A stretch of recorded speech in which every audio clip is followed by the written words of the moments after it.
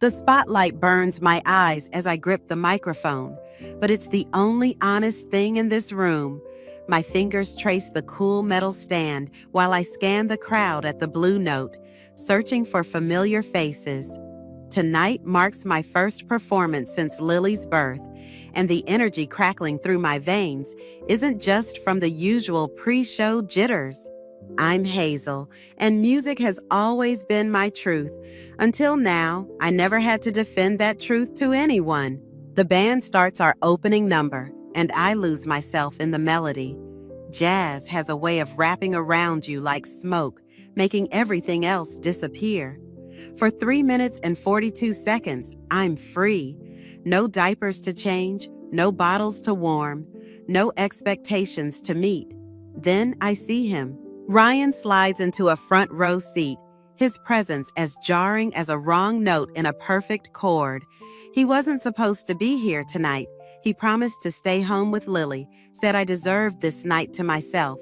But there he sits, wearing that pressed blue shirt that means business meetings and serious discussions. I finish the song on autopilot, my heart hammering against my ribs. During the applause, I catch Mia's worried glance from behind her piano. She knows Ryan's presence can't mean anything good. "Thank you all," I say into the mic, forcing a smile. "We're going to take a quick break." Before I can reach the edge of the stage, Ryan's already standing there, hands in his pockets, his tell for when he's about to say something I won't like. "We need to talk," he says, reaching for my elbow. "I'm in the middle of a set." "It's important." His fingers tighten slightly. "About our future."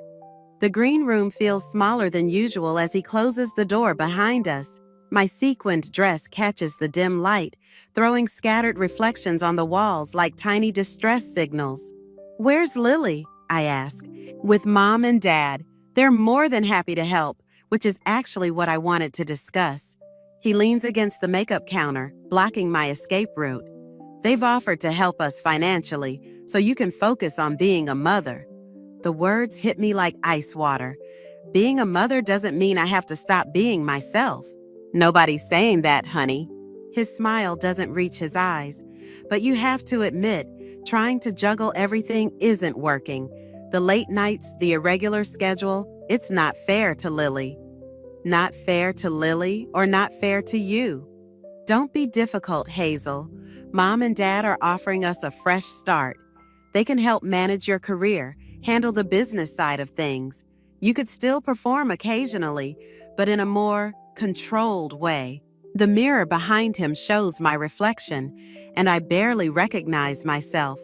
The woman staring back looks trapped, cornered. "And what about what I want?"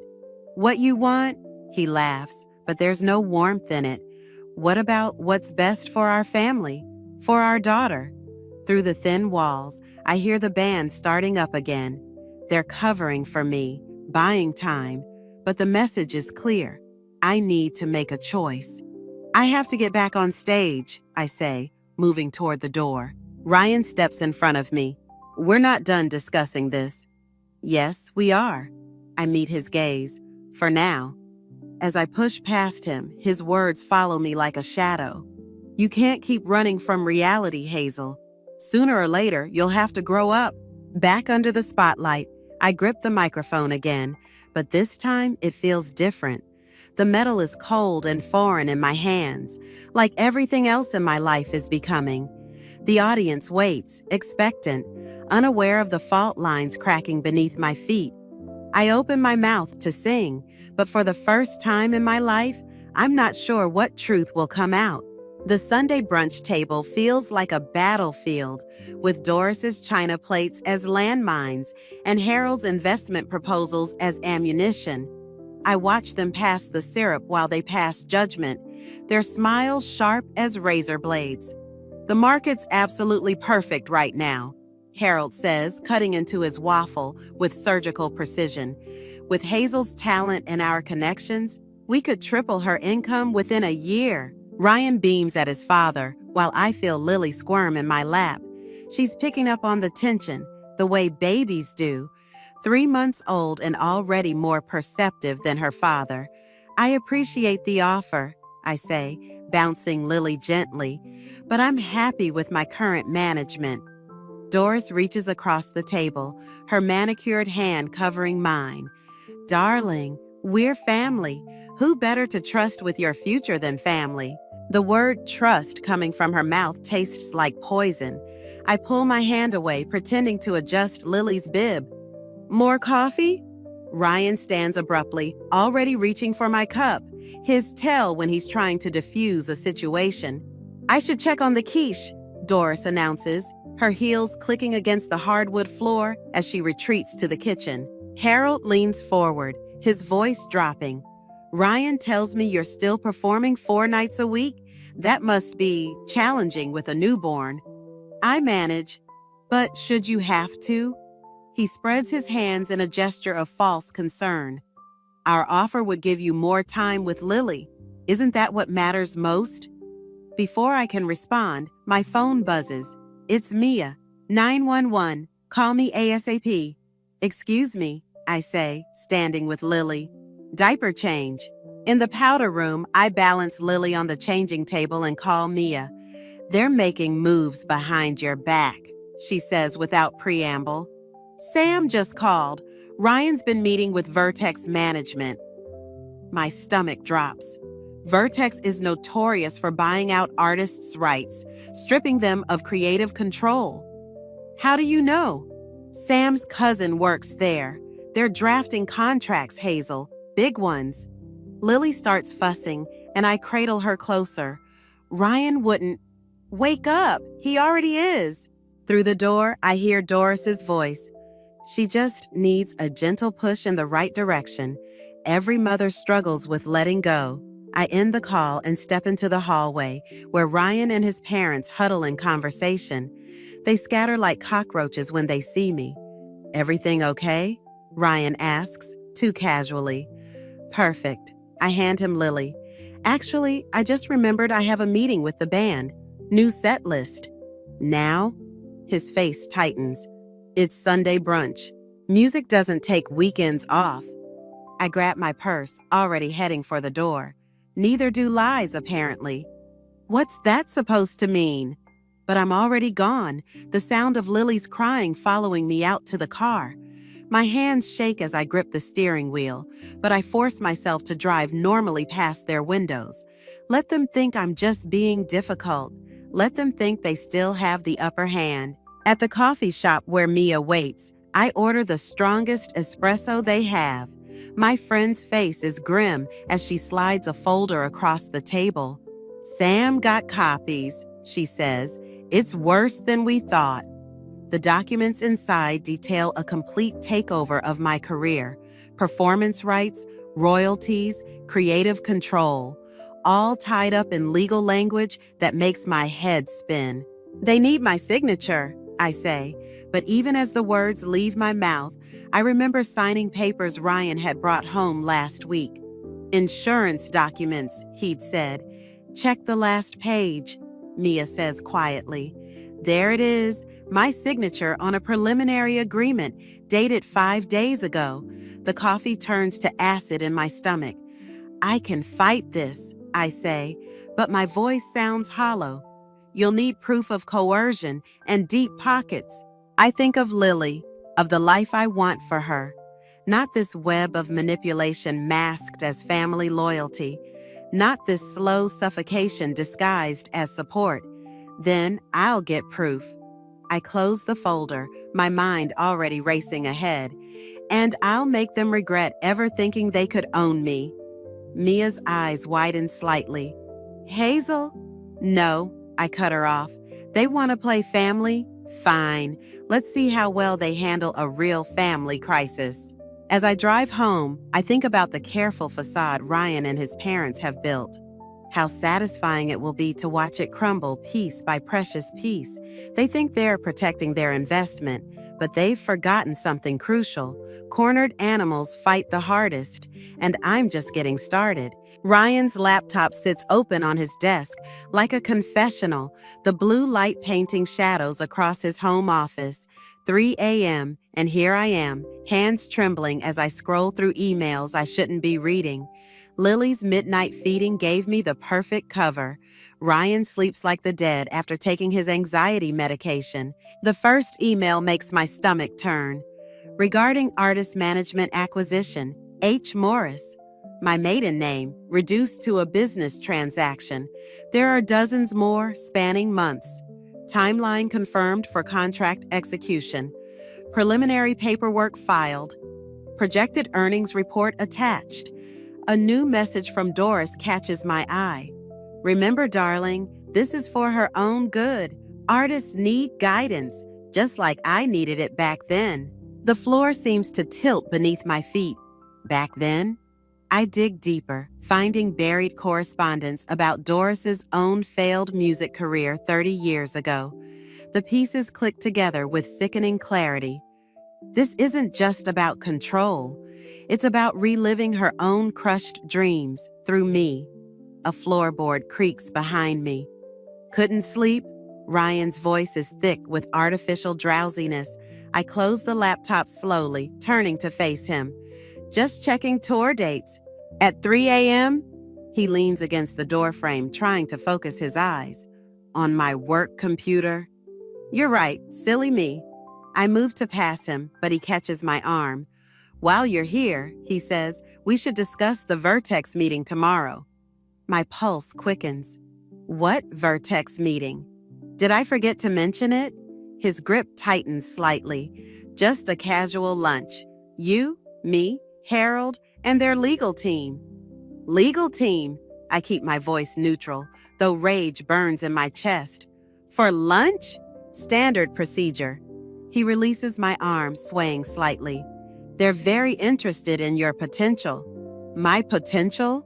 I laugh, and it sounds like breaking glass. Or my profit margins? His medication-addled brain takes a moment to process my tone. Why are you being difficult about this?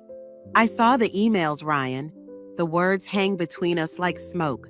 His face shifts from confusion to understanding to something darker. You had no right. No right? My voice rises despite myself. Like you had no right to sell me off to Vertex? To let your parents orchestrate this whole thing? Keep your voice down, he hisses, glancing toward Lily's room. You're being hysterical. Hysterical? You forged my signature. His expression hardens. I did what was necessary. You're too emotional to make these decisions. These decisions? I step closer, forcing him to meet my eyes. About my life? My career? Our life, he corrects. Our future. Everything I've done is for us. No. The clarity of the moment is stunning. Everything you've done is for you, for your parents, for their twisted need to control everything they touch. He reaches for me again, but I dodge his grasp. Hazel, you're not thinking clearly. Let's talk in the morning when I'm more compliant. I grab my phone from the desk. When Doris and Harold are here to help you manipulate me? Don't be dramatic. His words slur slightly. Where are you going? To check on our daughter. I pause at the door. And Ryan, call your lawyer. You'll need one. I hear him fumbling with his phone as I walk away, probably calling his parents. Let them come. Let them try to contain this. In Lily's room, I gather essentials with mechanical precision. Diapers, formula, the stuffed rabbit she can't sleep without. My baby stirs but doesn't wake as I lift her from the crib. It's okay, sweet girl, I whisper. Mama's got you. My hands shake as I text Mia. Need that spare room now. Her response is immediate. On my way. Through the wall, I hear Ryan's muffled voice. Mom, she knows. No, I don't know how much. Yes, I took my pills. What do you mean, contain it? I cradle Lily closer, her warm weight anchoring me to reality. They thought they could own me, control me, break me down into manageable pieces, but they forgot something crucial about musicians. We know how to read between the lines, how to hear the notes that aren't being played, and right now, every silent note is screaming for revenge. Through the window, I see Mia's headlights cutting through the darkness. It's time. They wanted to write my story for me, but they're about to learn what happens when you try to cage a song. The night air hits my face as I step outside, carrying my daughter and my fury into the waiting darkness. Behind me, Ryan's voice rises in panic, but I don't look back. Some bridges are meant to burn. The recording studio feels different at midnight, emptier, colder. I sit at the mixing board, replaying the same 30 seconds of Ryan's biggest client's new single, searching for the perfect flaw to exploit. Something subtle enough to pass quality control, but devastating enough to matter. Sam leans against the door frame, his usual steady presence now tinged with concern. "You sure about this, Hazel? Once we alter these masters..." "They altered my life without asking." I adjust a frequency, introducing a nearly imperceptible distortion. "Fair's fair. There's fair, and then there's career suicide." He moves closer, lowering his voice. "Ryan's lawyers called the label again today." My fingers freeze over the controls. "What did they want?" "To discuss your mental state and its impact on your ability to perform." He hands me a paper cup of coffee. "They're playing dirty." "They haven't seen dirty yet." I take a sip, but it tastes like ash. "Did you get what I asked for?" Sam pulls out a USB drive. "Everything from Harold's private server. But Hazel, some of this stuff, it goes beyond your situation." The drive feels impossibly heavy in my palm. "What do you mean?" Doris wasn't just a failed singer. She was systematically pushed out of the industry 30 years ago by Harold. My stomach lurches. Her own husband? Before he was her husband, he was her manager first. Sam's voice drops further. "Sound familiar?" Before I can respond, my phone buzzes. Mia's text makes my blood run cold. "Ryan at my place, looking for you and Lily, bringing cops." I have to go. I grab my bag, but Sam catches my arm. "There's more." The pattern repeats. Harold does this to talented women, breaks them down, then builds them back up under his control. Doris wasn't the first. You won't be the last. The implications hit me like a physical blow. How many? At least 5 that I can document. All rising stars. All eventually disappeared from the industry. Most ended up married to business associates of Harold's. Through the studio window, I see headlights sweep across the parking lot. Ryan's car. "Back door," Sam whispers, already moving. "I'll stall them." I slip through the dark hallways, my heart thundering. In the alley behind the studio, I call Mia. "Is Lily okay?" "Safe with my sister," she answers. "But Hazel, they're saying you're unstable, that you kidnapped her. They're building a case." A laugh bubbles up, bitter as medicine. "Of course they are. It's what they do. Break you down, make you doubt yourself, then sweep in to help." "What are you going to do?" Through the back door, I hear Ryan's voice. "She's been acting erratic, officer. We're just concerned for our daughter's safety." My fingers tighten around the USB drive. I'm going to break their whole system down. "Hazel, no, listen. This isn't just about me anymore. They've done this before. They'll do it again. Someone has to stop them." I end the call and slip deeper into the shadows as footsteps approach the back door. My mind races through possibilities, through the names and dates Sam mentioned. Other women, other lives destroyed, other daughters who might one day face the same manipulation. My phone buzzes again, an email from Doris. "Come home, darling. We can fix this together. I understand better than anyone what you're going through." I bet she does. She's been through their manipulation machine, came out the other side so twisted she now helps operate it. But she made one crucial mistake. She helped target another mother. The back door opens, spilling light into the alley. I press myself against the cold brick wall, holding my breath. "Check the parking lot," Ryan's voice carries. "She has to be here somewhere." In my pocket, the USB drive contains enough evidence to destroy them all, but using it means going nuclear, means becoming the very thing they accused me of being: ruthless, calculating, destructive. Then I think of Lily, of the future they had planned for her, of other daughters, other mothers, other lives waiting to be consumed by their machine. Sometimes the only way to stop a fire is to start a bigger one. I slip away into the darkness, already composing emails to every music industry contact I have. By morning, Harold's carefully constructed empire will be nothing but ashes, and from those ashes, I'll build something stronger, something honest, something they can never control. The industry newsletter hits like a bomb at dawn. Rising star's husband linked to music management scandal. My phone explodes with notifications as Ryan's biggest clients start jumping ship. One by one, they're all discovering the technical issues I carefully planted in their recordings. I rock Lily in the pre-dawn darkness of Mia's guest room, watching the chaos unfold on my laptop screen. 3 record labels have already launched internal investigations.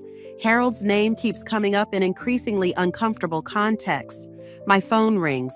Doris. I let it go to voicemail, but her text follows immediately. You have no idea what you're destroying. Some things need to stay buried. A knock at the door makes me jump. It's Sam, looking like he hasn't slept in days. They found me out, he says without preamble. Harold's lawyers are coming for the studio. They know I helped you access the servers. My throat tightens. I'll fix this. There's more. He hands me a manila envelope. One of Harold's previous victims reached out. She wants to talk, but she's terrified. Says she has proof of something bigger than industry manipulation. Inside the envelope is a single photograph. Harold and Ryan, 10 years ago, standing with a group of men I don't recognize. On the back, written in shaky handwriting, "Ask about Geneva." My phone buzzes again, an email from Ryan's lawyer. Custody hearing moved up, tomorrow 9 a.m. They're trying to box me in, I say, more to myself than Sam. Force me to either back down or lose everything. Maybe it's time to back off, Sam suggests quietly. You've made your point. Have I? I show him the photograph. This goes deeper than we thought. They're not just controlling careers. They're destroying lives. Lily stirs in her sleep, and I adjust her blanket. My daughter, who they wanted to mold into their next victim, who they'd groom just like they groomed me, just like Harold groomed Doris. Another text from Doris. Meet me, alone. There are things you need to understand before it's too late. Sam reads the message over my shoulder. It's a trap, obviously, but something in her tone nags at me. The desperation feels real. My laptop pings. Another news alert. Ryan's biggest client has not only dropped him, but is filing suit over the compromised recordings. The client's statement mentions systematic manipulation and industry-wide corruption. It's working, Sam says. The whole house of cards is falling. But at what cost? I think of the custody hearing, of Sam's career hanging by a thread, of all the relationships burning in this fire I started. My phone rings again, an unknown number this time. When I answer, a woman's voice speaks quickly, quietly. I'm the one who sent the photo. We need to meet. There's something you should see before you go any further. Who is this? Someone who tried to fight them 10 years ago and failed. Someone who knows what they do to women who don't play by their rules. The line goes dead. Moments later, an address appears via text. Sam reads it and pales. That's Harold's old office building, the one that burned down in 2013. The pieces start clicking together. The photograph, Geneva, the fire. Something happened there, something they buried along with all their other secrets. Watch Lily, I tell Sam, already reaching for my coat. Hazel, wait, think about this. If you go digging into their past is my future if I don't stop them. I kiss Lily's forehead, and her future too. My phone lights up with another message from Doris. Last chance. Meet me, or tomorrow's hearing won't go the way you think. 2 meetings, 2 versions of the truth, 2 paths forward. One could save my daughter, the other could destroy everything I've built. Or both could be traps, designed to silence me, just like they've silenced others. The sun is rising now, painting Mia's spare room in shades of gold and shadow. In a few hours, I'll either have the proof I need to burn their whole empire down, or I'll lose everything I'm fighting for. If I'm not back by 8, I tell Sam, get Lily to my parents and release everything we have to every news outlet you can find. Sometimes the only way forward is through the fire, and I'm done being afraid of getting burned. The burned-out office building looms like a skeleton against the morning sky. I check my phone one last time. Still no word from Sam. The mysterious woman who called about Geneva should be here any minute. Instead, I find Doris waiting in the charred lobby. I knew you'd come here. She stands near a blackened reception desk, looking smaller somehow, more human. After all, this is where it started, where it always starts. Where what starts? The end. She pulls out a familiar-looking USB drive, identical to the one I have. Did you really think you were the first to try bringing us down? My stomach drops. How did you get this from Sam? Her laugh is hollow. Because he's been working for us from the beginning, dear. Just like everyone else in your life. The floor seems to shift beneath my feet. You're lying. Am I? She gestures around the burned space. Ask yourself who gave you access to those servers, who pointed you toward the evidence, who made sure you found exactly what you were looking for. My phone buzzes, a text from Sam. I'm sorry. The betrayal hits like a physical blow. All this time, I thought I was the one setting the traps. The custody hearing starts in an hour, Doris continues, but there won't be much to discuss once the judge sees evidence of your mental instability. Breaking into servers, sabotaging recordings, paranoid accusations. You orchestrated all of this. We gave you the matches. You chose to burn everything down. She steps closer, including your daughter's future. My phone lights up again, news alerts flooding in. My own face stares back at me from industry websites, alongside headlines about mental breakdowns and criminal investigations.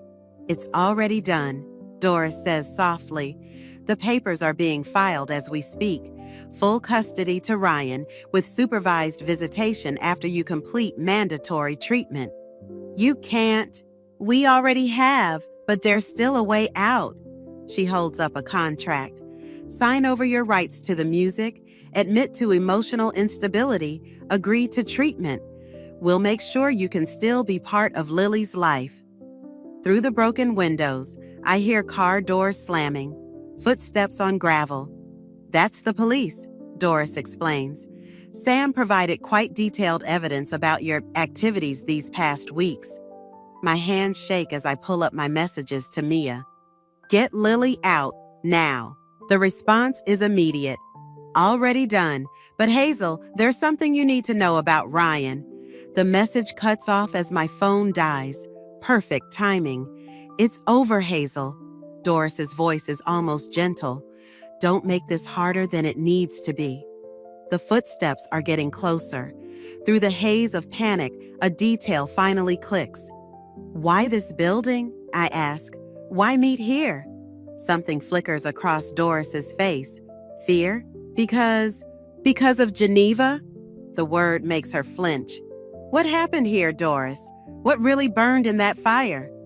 Don't. Was she like me? Like the others? Did she fight back too hard? You don't understand what you're... Then help me understand.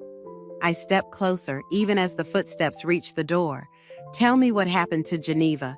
Tell me why you're really here. For a moment, I see something crack in Doris's carefully maintained facade. Then the doors burst open, flooding the space with uniformed officers. Miss Morris? One approaches with handcuffs. You're under arrest for cybercrimes and harassment. As they read my rights, I keep my eyes locked on Doris. She won't meet my gaze, but her hands clutch the contract like a lifeline. "Wait," she says suddenly, her voice shaking. "There's something." But Harold appears in the doorway, silencing her with a look. The mask slips back into place as she turns away. They lead me out into the harsh morning light, past news cameras that appeared from nowhere, past Ryan standing with his lawyers, past the life I thought I was reclaiming. But I saw it, that moment of doubt in Doris's eyes, that crack in the foundation. As they put me in the police car, I think of Lily, safe with Mia, of the unfinished text about Ryan, of Geneva, whoever she was, and the truth that burned with this building. They think they've won. They think they've broken me. But sometimes you have to lose everything to see what's really worth fighting for. And I'm just getting started. The holding cell door opens with a metallic screech. I expect more officers, maybe lawyers. Instead, Mia stands there, holding a manila envelope. "You have 5 minutes," the guard says. Mia waits until we're alone. Geneva was Doris's daughter. The words hit like a thunderbolt. What? Her first daughter, from before Harold. She slides the envelope through the visiting window. I found her death certificate. The fire wasn't an accident. My hands shake as I read the documents. Geneva Morris, 19 years old, aspiring singer, dead in a suspicious fire at her father's recording studio, the same building where Doris had me arrested. "There's more," Mia says. "Ryan knew. He's been blackmailing Harold with this for years." A knock signals our time is almost up. Mia leans closer to the glass. Doris is willing to testify against all of them. She's been keeping records. Why now? Because of Lily, because history's repeating itself. She glances at the guard returning. "The hearing's been delayed. Technical issues with the evidence against you." I understand immediately. Sam's carefully constructed paper trail is falling apart. "One more thing," Mia whispers. "Ryan's at the old studio, destroying evidence, right now." The guard approaches. "Time's up." "Wait," I call to Mia. "How did you get me out?" She smiles grimly. "I didn't. She did." The guard removes her cap, revealing Doris's face. We have exactly 17 minutes before they realize I'm not Officer Chen. The hallway blurs as we run. Alarms start blaring. Someone's noticed something's wrong. In the parking lot, Mia's car idles with the door open. "Harold will be at the country club," Doris says as we drive. "He always hides there during a crisis." But Ryan is trying to bury Geneva again, I finish, along with everything else. The burned-out building appears ahead. Ryan's car parked haphazardly outside. Smoke drifts from a second-floor window. "He's burning it all," Doris whispers, "just like before." I'm out of the car before it fully stops. Inside, the acrid smell of burning paper fills the air. Footsteps echo above. "Ryan!" My voice bounces off charred walls. The footsteps stop. Then, "Should have taken the deal, Hazel." I climb the scorched stairs, following his voice. "Like Geneva did?" Silence. Then a bitter laugh. "Doris told you." "You knew. All this time you knew what happened here." "I knew an opportunity when I saw one." His voice comes from behind a partially burned door. Harold's guilt was very profitable. I push the door open. Ryan stands by a metal trash can, flames consuming documents inside. The Geneva photo sits on top, edges curling in the heat. "It was never about the music, was it?" I ask. "Or me? Or even Lily?" "It was about winning." He drops another handful of papers into the fire. "Something you never understood. Neither did Geneva." His face twists. "Don't say her name." "Why? Because she fought back? Because she wouldn't let Harold control her career like he controlled Doris? Because she was weak." He hurls the words like weapons. "Just like you're weak. Just like your mother?" Doris's voice makes him freeze. She stands in the doorway, phone recording everything. Tell me more about my weakness, Ryan. Tell me how you used my dead daughter to blackmail your way up the industry. His mask finally cracks. Mom, I'm not your mother. Her voice could freeze fire. I'm just another woman you tried to break. Police sirens wail in the distance, real ones this time. It's over, I say quietly. The evidence, the blackmail, all of it. We're done being your puppets. Ryan lunges for the burning can, but I'm faster. The files scatter across the floor, some burning, some intact. Among them, a familiar contract catches my eye, dated 20 years ago, signed by Geneva Morris. She wouldn't sign it either, Doris says softly. That's why why I let them. The sirens are closer now. Ryan looks between us, between the burning evidence and the open window, calculating his odds. Don't, I warn, but he's already moving. He makes it 2 steps before Doris's taser drops him. As he convulses on the floor, she looks at me with tears in her eyes. Take care of Lily. Don't let her inherit our chains. The police burst in, for real this time. As they read Ryan his rights, I watched Doris retrieve the photo of Geneva from the flames. Some fires cleanse, some destroy, and some, if you're brave enough to walk through them, show you the way home. The spotlight feels different tonight, warmer somehow, like sunlight instead of scrutiny. The Blue Note is packed, but I only see Lily in the front row, her tiny hands clapping along with the rhythm section. My fingers trace the microphone stand, the same one I gripped that night when everything started to unravel. But this time, I'm not searching the crowd for approval or permission. This next song, I say into the mic, is called Geneva's Echo. In the corner booth, Doris stiffens. She's been coming to every performance since the trial, sitting in the shadows like a guardian angel with too many regrets. Our eyes meet briefly before she looks away, dabbing at tears she pretends aren't falling. The melody starts soft, building like a storm. It's the song I found in Geneva's old notebooks, hidden in the ashes of that burned-out building. Her last composition, never performed, until now. The newspaper headlines flash through my mind as I sing. Industry mogul Harold Morris sentenced. Ryan Morris pleads guilty to conspiracy. Systematic abuse in music industry exposed. But those aren't the real victory. The real victory is in the stack of letters on my dressing room table, from other women, other survivors, sharing their stories, starting their own bands, recording their own albums, breaking free. The song reaches its crescendo, and I catch a glimpse of Sam being escorted out by security. He still tries to come sometimes, claiming he wants to apologize. But some betrayals don't get second chances. Mia's fingers dance across the piano keys, weaving harmony through Geneva's melody. She's more than my accompanist now. She's my partner in the new record label we started. No more predatory contracts, no more stolen dreams. The final note hangs in the air like a question. In the silence that follows, Lily runs up to the stage, her curls bouncing with each step. I lift her onto my hip, feeling her heartbeat against mine. Again, Mama, she demands into the microphone, making the audience laugh. One more song, I promise, but not Geneva's. That one belongs to history now, preserved but not repeated. As I start the next number, I notice Doris slipping out the back door.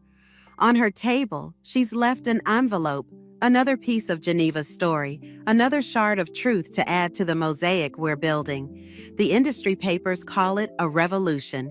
They say we're changing the game, creating spaces where artists can thrive without selling their souls. But they're missing the point. This was never about changing the industry. It was about breaking cycles, about making sure no other mother has to choose between her art and her child. No other daughter has to burn for someone else's ambition. After the show, I find a new letter in my dressing room, not from another survivor this time, but from Ryan. His 4th attempt at contact since the sentencing. Like the others, it goes straight into the shredder. Some people say forgiveness sets you free. But sometimes it's the permission to never forgive that really liberates you. Lily falls asleep on the drive home, clutching her toy microphone. In the rearview mirror, I catch a glimpse of a familiar car, Harold's old Mercedes, now driven by one of his victims as a trophy of justice. At home, I tuck Lily into bed beneath the dream catcher Geneva's mother sent us. A family heirloom passing to a new generation of unbound women. My phone buzzes with a text from Doris. She would have been proud of all of it. I don't respond. Some bridges stay burned even after the smoke clears. But as I pass the hall mirror, I notice something different in my reflection. Not just strength or survival, but something rarer. Peace, not the kind that comes from forgiveness or forgetting, but the kind that grows in the ashes of necessary fires. Tomorrow, there'll be more songs to write, more battles to fight, more chains to break. The industry isn't fixed, it's just been put on notice. But tonight, in the quiet of my daughter's room, watching her dream without fear, I understand what Geneva knew all along. The most powerful note isn't the one you sing, it's the one you refuse to let anyone silence.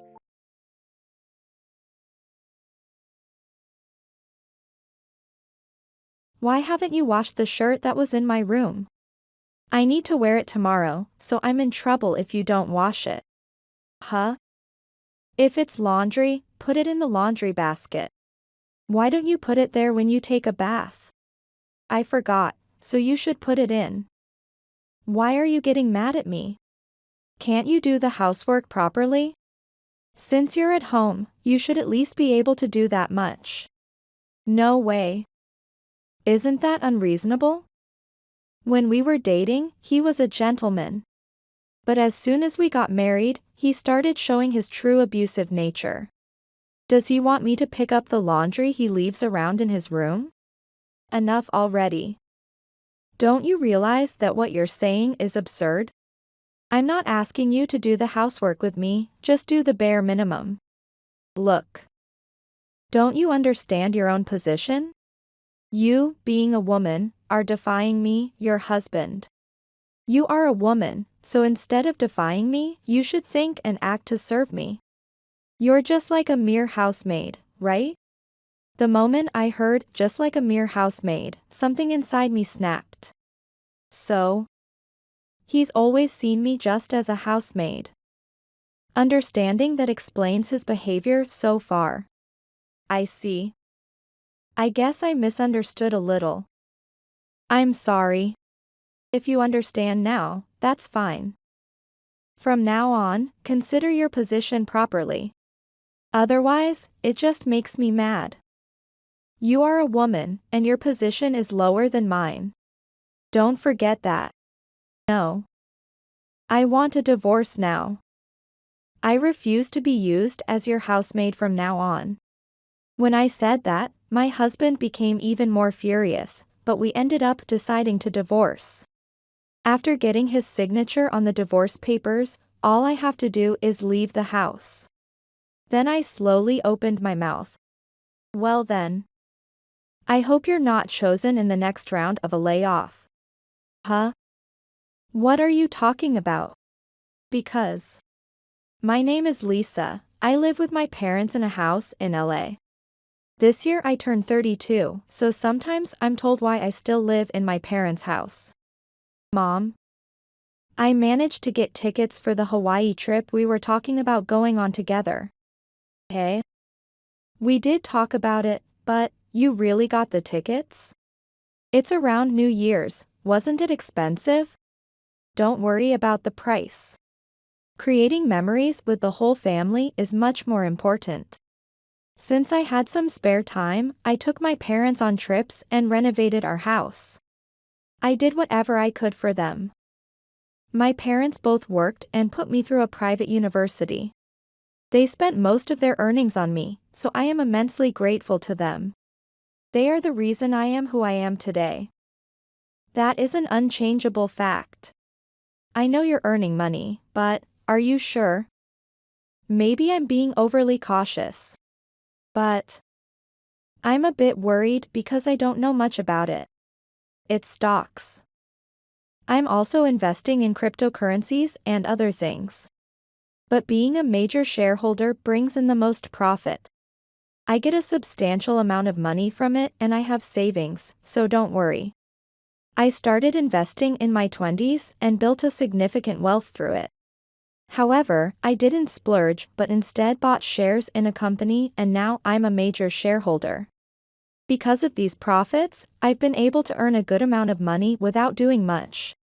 More than half of my profits go into savings, and since I live at home, I don't need to pay rent.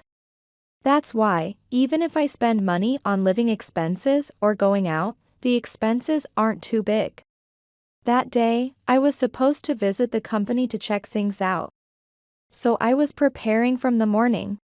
My parents probably think I'm going out to eat with someone, but I don't have anyone like that. Although I think about marriage from time to time, I'm not in a hurry because I'm financially stable. Ah. Hi. Hello. The meeting ended earlier than I thought. And just as I was leaving the company to grab lunch alone, a man who seemed to be an employee, dressed in a suit, spoke to me. Hello. Excuse me for speaking to you all of a sudden. But, you looked so beautiful and cute. Beautiful. I had never been told that before, so I blushed a little. And to be called cute. I'm already 32 years old. Well, I tried to look younger and even went to beauty treatments. So, being told I looked young was quite pleasing internally. Although I tried not to show it on my face, I think it was quite apparent. That's not true. Really, it is. That's why I spoke to you impulsively. Maybe we could exchange contact information? If you have time, maybe we could go for a meal. Being a major shareholder, it might not be good to get too familiar with the employees. But I shouldn't dismiss the opportunity to meet people. I've always thought so because of my experiences. And because this was the first time being picked up like this. I decided to exchange contact information with him. Later that day, he invited me out for drinks after work. Normally, I wouldn't go drinking on a date after just being picked up. But I either had the nerve or wasn't thinking at all. I casually agreed. It's been a while since I went for drinks. I'm not good with alcohol. But I've only been going out with family recently, so I was looking forward to it. I wasn't scared at all, only excited. Hello. Sorry for being late. Shall we go? He said this, took my hand, and led me to the restaurant as if escorting me. Whether he was a gentleman or just had a lot of experience with women, I didn't know, but anyway, I was feeling fresh and the excitement was non-stop. Holding hands, I wondered if he could hear my heart pounding. It was all like something a teenage girl experiencing youth would think. And I felt embarrassed about these thoughts, but I was genuinely enjoying the situation. Because you're really beautiful, I thought you'd ignore my message. But I'm really happy we could go out drinking like this today. Thank you for inviting me. I was very nervous, but it was a lot of fun. We promised to go out for meals again, and after that, we parted ways.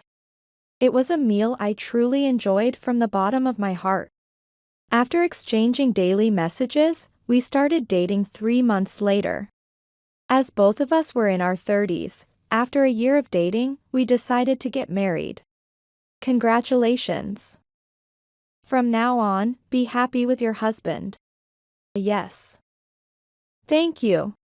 My parents were as happy about my marriage as if it were their own. And I was truly happy to be married.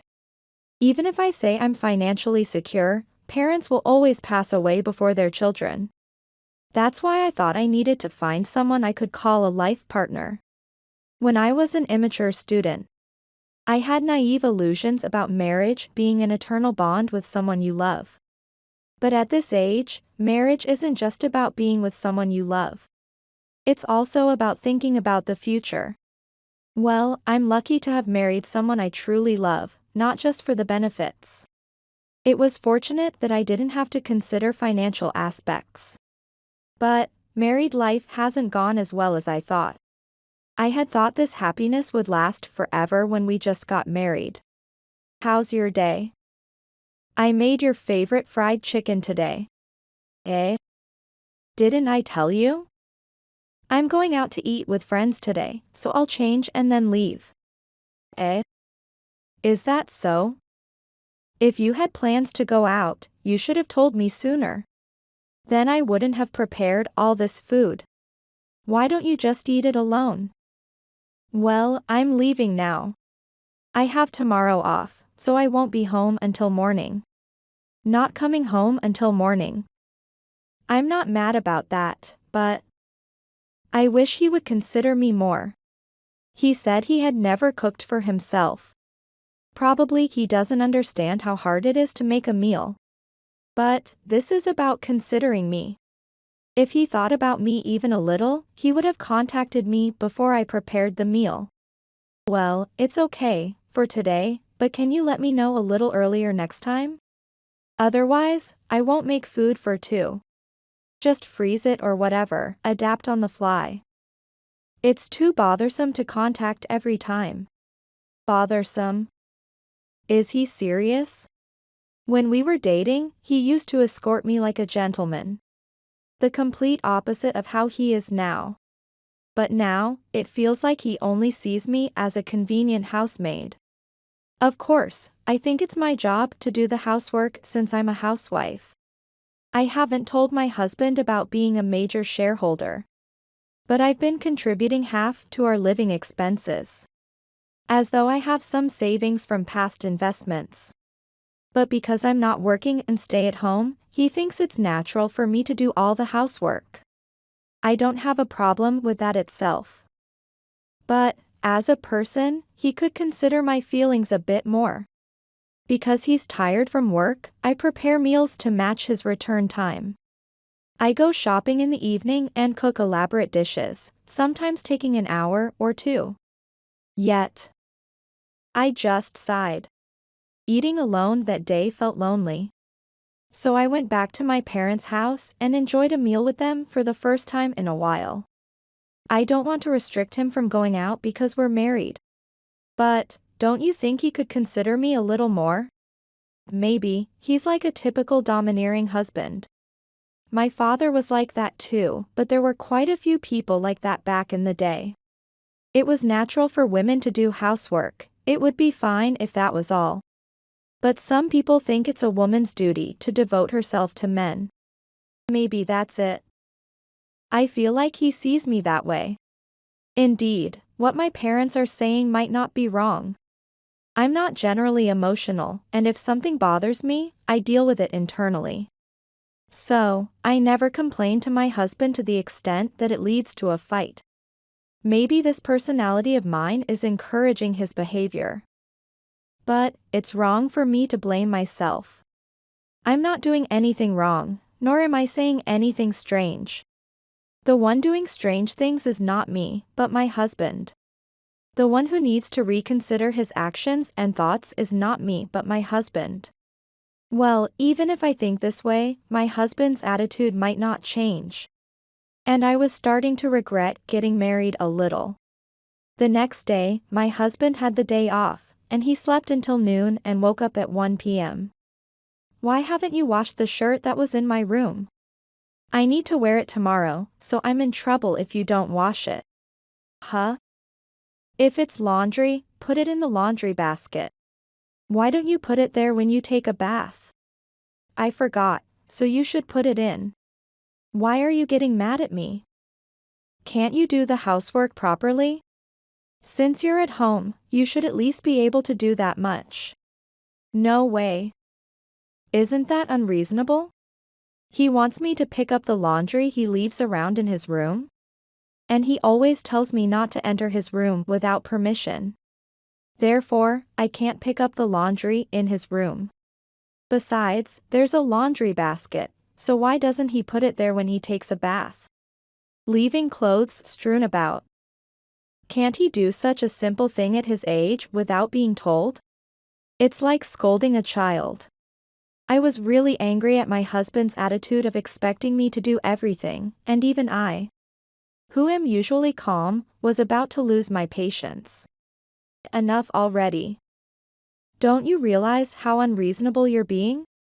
I'm not asking you to do the housework with me, just do the bare minimum. Look. Don't you understand your own position?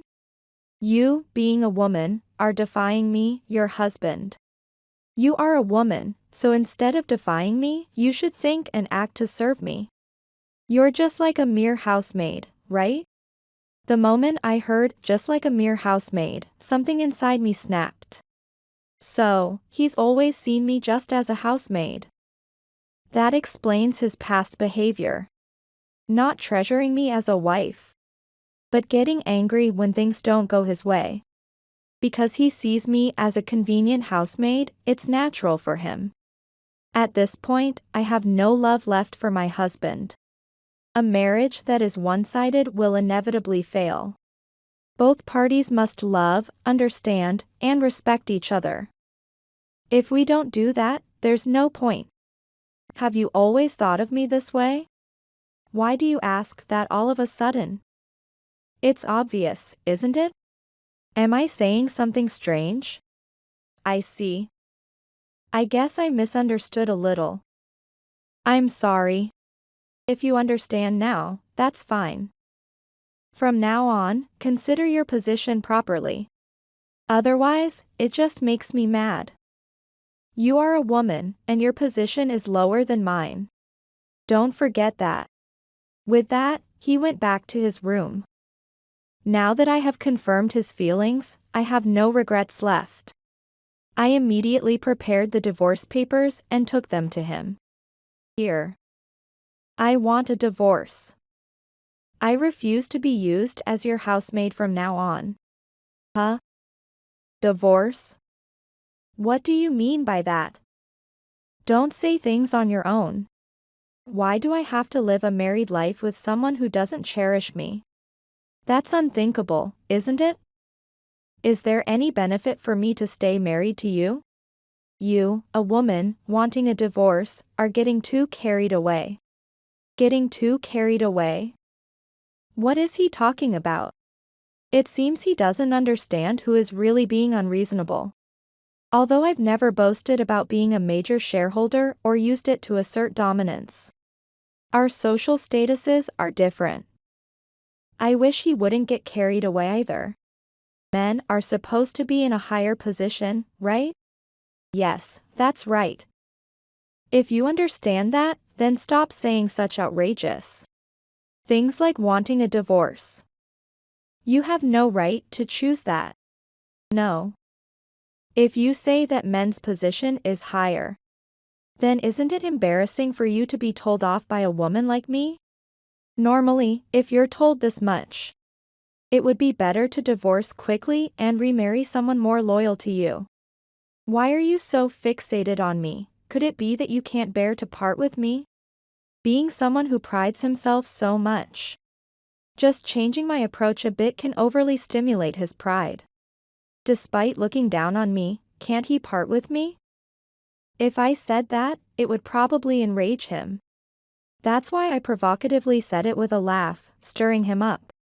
Then, my husband's face was bright red and he was angry and yelled back at me.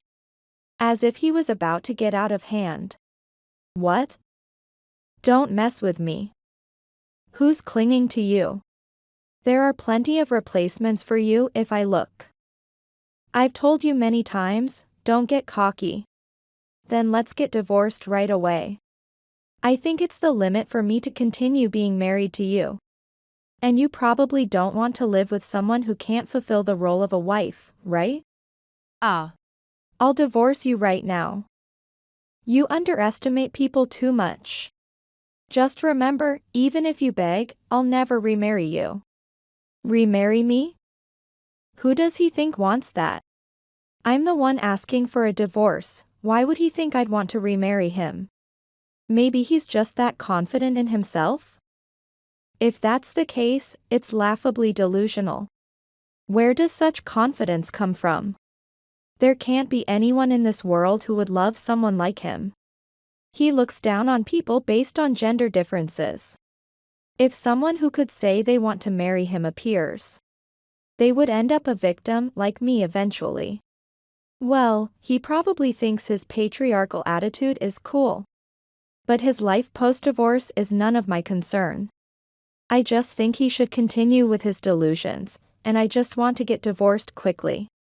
I don't intend to remarry, and if I do, it will be with someone other than you, so don't worry. Can you just sign the divorce papers? Is this okay? But get out of this house. And there will be no division of property either. We've both been paying our own living expenses, so you have no complaints about that, right? No division of property? That's more than fine by me. It's purely a benefit for me. And now that he's agreed to sign the divorce papers, I packed up my things immediately to return to my parents' home. During that time, I didn't speak to or even look at my husband. But I managed to pack everything within about an hour. It was fortunate that I didn't have much luggage. All right. I'm ready to leave. Now that it's come to this, maybe it's time to reveal a bit more. Also, I don't know the exact schedule, but you might be getting fired soon, so be prepared. Huh? Fired? Why are you meddling in company matters? I don't know if this is your revenge for the divorce. But if you have time to talk such nonsense, just get out. I don't mind leaving quickly, but I'm serious, you know? By the way, you don't know anything about me, do you? When I said that with a serious face, I could see the complacency disappear from my husband's face. Given that I seldom joke or fool around, he probably had no idea what I might say. And he seemed a bit on edge. But surely, at this moment, my husband couldn't have predicted what I was about to reveal. I am a major shareholder of the company you work for. I think I've mentioned it a few times. But I made successful investments when I was young. I had a substantial fortune, so I started investing in stocks. Despite some ups and downs, I eventually became a shareholder in the company where you work. And now I live off those profits. So, you've really made an enemy of the wrong person. Huh? No. I don't have time to listen to such foolish jokes. If you think it's a joke, why not check with the president? We haven't told anyone we were married, and it seems like you've kept it hidden at your company too. I don't know if you're targeting female coworkers, but everything was transparent to me. At that moment, my husband's eyes widened, truly shocked. He might still be half doubting. But quickly he grabbed his phone to contact someone. Probably calling the CEO or someone in upper management. After about 5 minutes, my husband, who had been absorbed in his phone, looked utterly defeated as he turned to me. Why did you keep such an important thing hidden? Why didn't you tell me everything when we got married? I only showed up at shareholders' meetings, and not many company employees knew me. Plus, given the positions of employee and shareholder, it was better not to disclose our marriage. I was planning to tell you when the time was right. But it was good to see your true nature before that happened.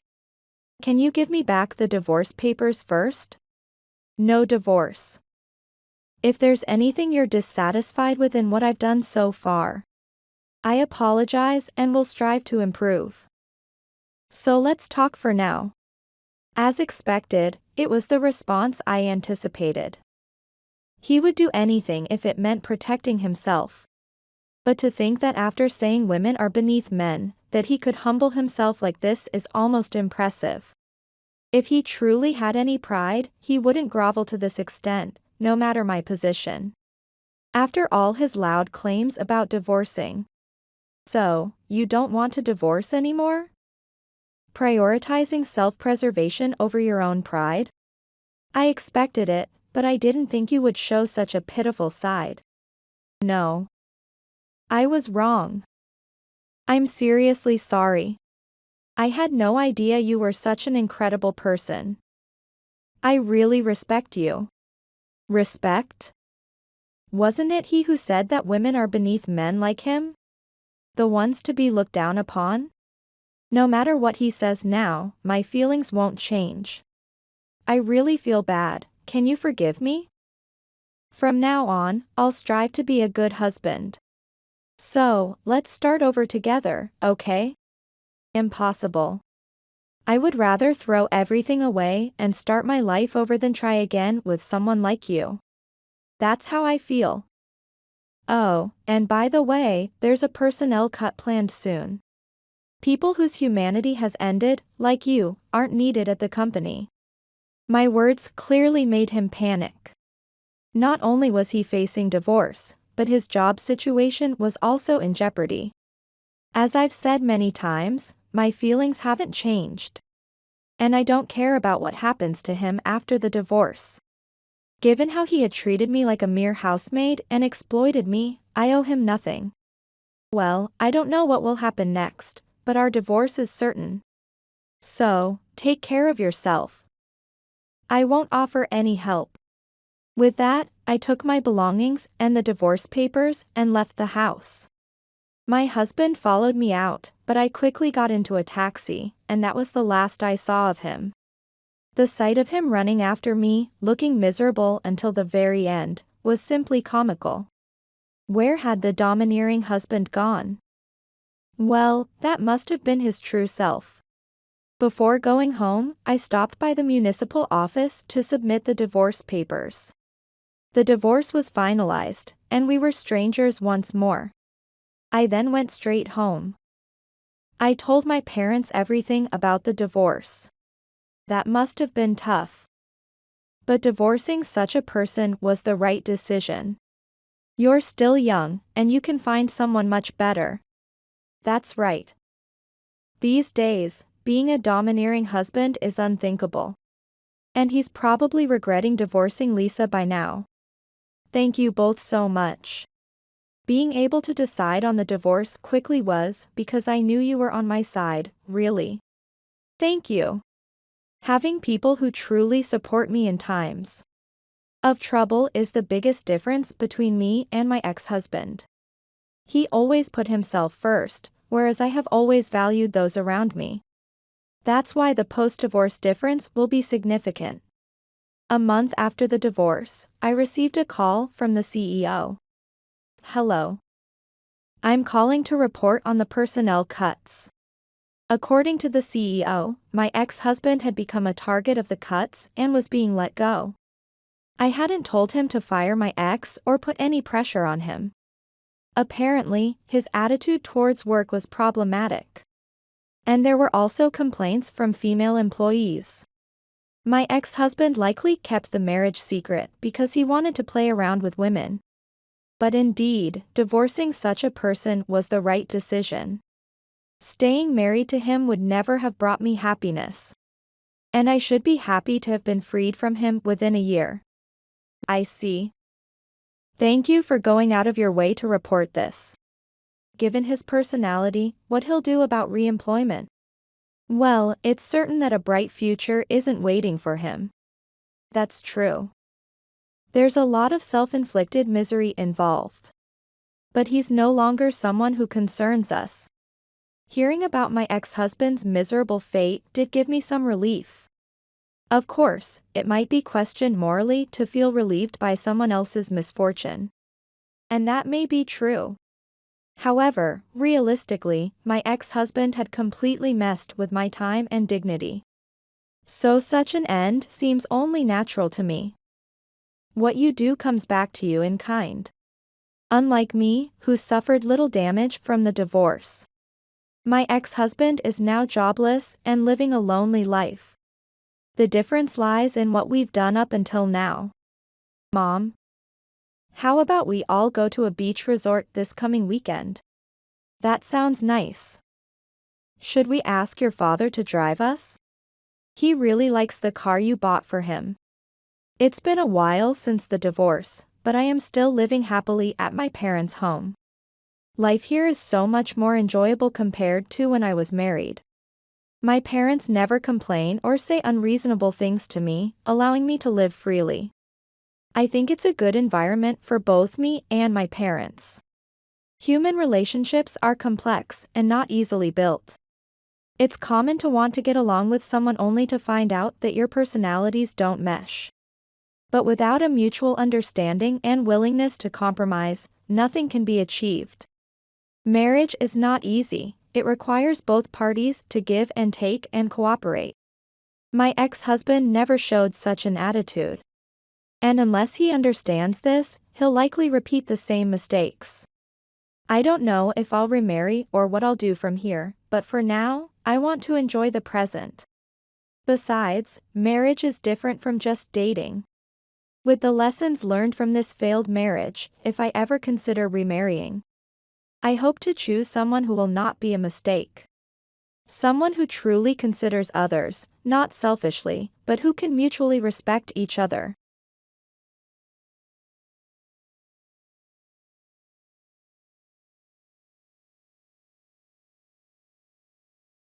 One day, I received a call from my son. "Where is Dad right now? Do you need something? Your father is now working at the head office and staying in the company's dormitory for singles." Alex remained silent for a while, then hesitantly started speaking. "There's no dormitory for singles at Dad's company." "Why do you know such a thing, Alex?" According to Alex's explanation, he had attended a job fair while job hunting. My husband's company was also there, and he remembered other students asking if there was a dormitory. Why did he lie about going to a dormitory? I felt uneasy. Alex's silence continued. "Do you know something, Alex? It's a bit hard to say, but it seems like Dad is having an affair. Are you sure you didn't mistake him for someone else?" "I understand how you feel, Mom, but it was definitely Dad." Now it was my turn to be silent. I didn't know what to say. My hand was trembling as I gripped the phone. "I am Michelle Brown, 43, a homemaker. I live with my husband Steve, 45. Our son Alex, 23, left home when he started university.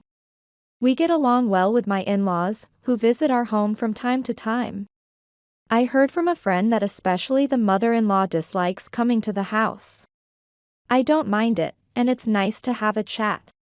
My father-in-law Dan, 68, and mother-in-law, Kathy, 67, also get along well and often go out together. They never miss their daily walks for health reasons. Today, my in-laws came to visit after buying cake from a nearby sweet shop during their walk. I love those cake, so my cheeks relaxed without realizing it. I brewed some top-quality coffee for my in-laws and enjoyed the cake with them. Eating delicious food makes everyone smile. Alex called the other day too. Seems he's doing well. I wonder if he's managing well as a working adult. I'm worried. Alex will be fine.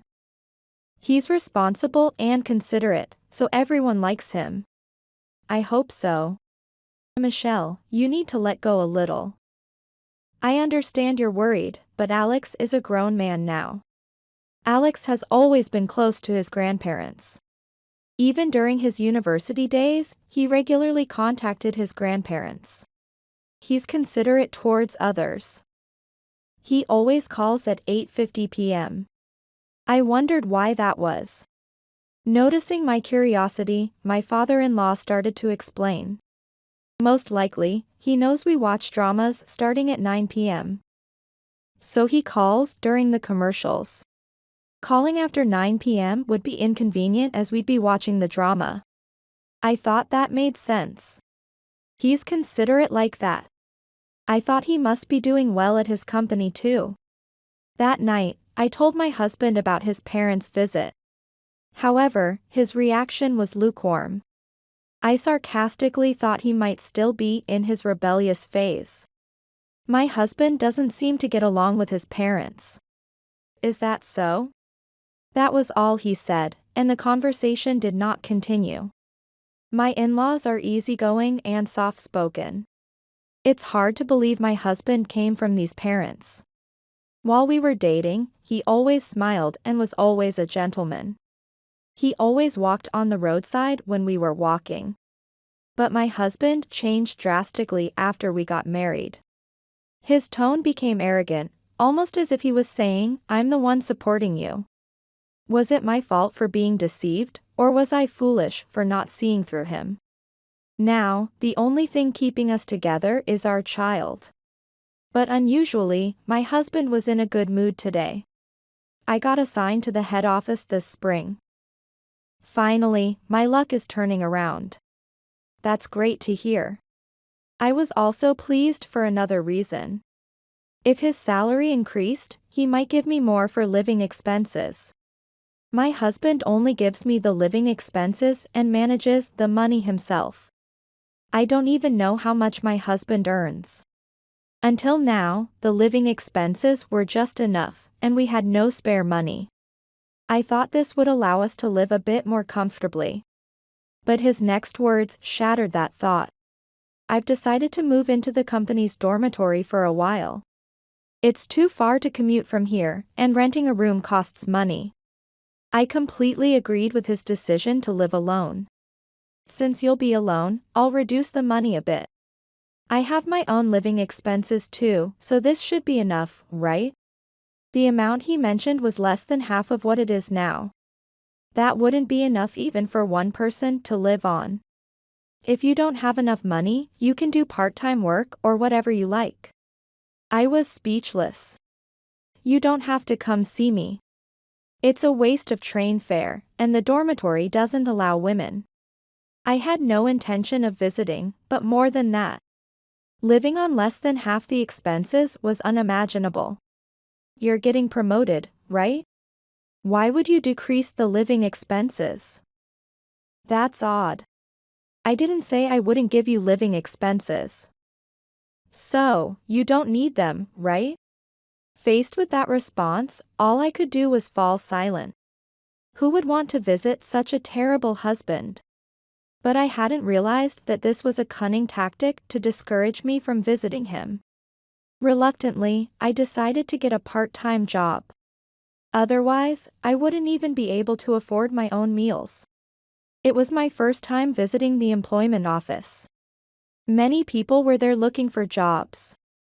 I printed out the details of a company that interested me and waited for my turn. I must have waited nearly an hour before it was finally my turn. They contacted the employer for me. They said they could interview me immediately. The office was only one train station away from my home, which made commuting convenient. The place I visited, based on the address, was a small office in a multi-tenant building. When I knocked and entered, the office was quite different from what I had imagined. It had a homely atmosphere. The person who interviewed me was very pleasant. He introduced himself as Ted Morris. He was just my type. I honestly told him that I had not worked since getting married and was nervous about it. No one here is too strict, and if there's anything, just let me know. After some simple questions, they said they would contact me later, and I left the office. I soon received a call offering me the job. The job was simple clerical work. And the senior woman who would teach me the ropes was also very friendly. Especially Ted, who interviewed me, was considerate towards me and made sure to speak to me often. He seemed to be about the same age as me and very easy to talk to. On the way home, we stopped at a cafe for coffee, and I decided to enjoy my solo life. However, it was a mistake to inform my husband of my new situation. The freedom I had just found was quickly taken away. My husband continued to bind me. He would call home in the evening. If I didn't answer, he would nag the next day, asking why I hadn't. Moreover, even if I answered once, he would call again irregularly after an hour or 30 minutes, 2 or 3 times. I couldn't take it anymore. I became unable to leave the house in the evening. He intended to never give me freedom. Then one day, I received a call from Alex. Where is Dad right now? Do you need something? Your father is now working at the head office and staying in the company's dormitory for singles. Alex remained silent for a while, then hesitantly started speaking. There's no dormitory for singles at Dad's company. Why do you know such a thing, Alex? According to Alex's explanation, he had attended a job fair while job hunting. His father's company was also there, and other students had asked if there was a dormitory. According to the company's representative, there was no dormitory. But they did offer housing assistance. Why did he lie about going to a dormitory? I felt uneasy. Alex's silence continued. Do you know something, Alex? It's a bit hard to say, but it seems like Dad is having an affair. Just as he started talking, he began to say something unbelievable. He had been making sales calls with his senior that day. Next, we're going to this company. The company his senior pointed to was the one where his father worked. It seemed possible that he might run into his father. He wondered what kind of face he should make if they met. My husband and Alex did not get along well. They had been on bad terms since Alex's rebellious teenage years. Today's visit was just to greet the sales department manager. The meeting ended quickly. It was already past 5 in the evening. His senior said he was heading straight home and that Alex could go home too. Though Alex didn't get along with his father. He thought he might have business dealings with him and decided to greet him as a working adult. It was unclear if he would meet Alex, but he waited in front of the company to see his father come out. When he saw someone who looked like his father, he was about to call out. However, a young woman ran after his father. His father, who he had never seen so happy at home, started walking with the woman, both beaming. Alex thought something was suspicious and hid. The woman appeared to be about the same age as Alex. She was beautiful and well-dressed. Unnoticed by Alex, his father and the woman headed towards the nightlit streets. They entered a high-end restaurant, and after about an hour, they moved to a trendy bar. Following them felt like being a detective, but he had to make sure not to be discovered. Moreover, it was challenging to stay there for a long time without seeming unnatural. And now the problem arises. Unfortunately, the two disappeared into a hotel. I was shaken by Alex's story. Are you sure you didn't mistake him for someone else? I understand how you feel, Mom, but it was definitely Dad. Now it was my turn to be silent. I couldn't find the words to say. My hand trembled as I held the receiver. My husband was having an affair. And with a woman as young as our son. My mind went blank. Mom, are you okay? I'll take care of this, so just pretend you don't know for a while. Do you have a plan? Yeah. I won't let Dad get away with this. I won't let him make you sad. I was relieved by Alex's strong words. The only one I could rely on now was my son. It has been nearly a month since then. During that time, there was no contact from Alex, and I became anxious about what had happened. The regular calls from my husband continued as usual. I wanted to confront him about the affair, but I didn't say anything, just as Alex had instructed. The thought of him going to a hotel with a young woman, not much older than Alex, made my head spin with anger. In my dreams, the two of them would mock me. You're no longer needed, old woman. Go away. Don't show up in front of us. I don't want to see your gloomy face anymore. How many times have I had the same dream? Each time, I would wake up from nightmares. I even found myself dozing off at work. Michelle, you look pale.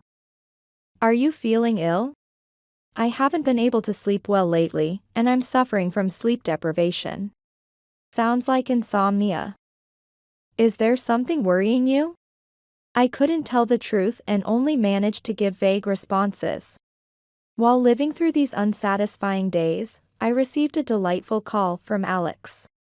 He wanted to throw a party because he bought presents for everyone with his first paycheck. It seems he wants to give the presents at his grandparents' house this weekend. You didn't have to go through the trouble, but I'm happy. It made me realize that Alex has really become an adult. I can't give anything grand, but please look forward to it. He didn't bring up my husband's affair. I hesitated to dampen the mood of the celebration, so I didn't mention it. I went to my in-laws' house early on the day to help prepare the party food. It seems like just yesterday he was carrying a backpack to school. And now he's already working. Time flies so fast. That's why we age so quickly. It feels like Alex was just born the other day. I can really relate to what the in-laws are saying. My husband is supposed to come today as well. It's been months since we've seen each other. Should I confront him about the affair? I'm torn. I laid out the food I made with my mother-in-law on the table. The doorbell rang, and it was Alex. You're early. Grandpa and Grandma have been waiting for you. Seeing Alex after a long time, he seemed a bit more grown up. Indeed, entering society seemed to have matured him. You must be tired. Come in and relax. The grandparents were clearly overjoyed to have Alex visit. My father-in-law even came out to greet him at the entrance. It's good to see everyone as well. Thank you for preparing everything today. Alex was surrounded by us and led into the living room.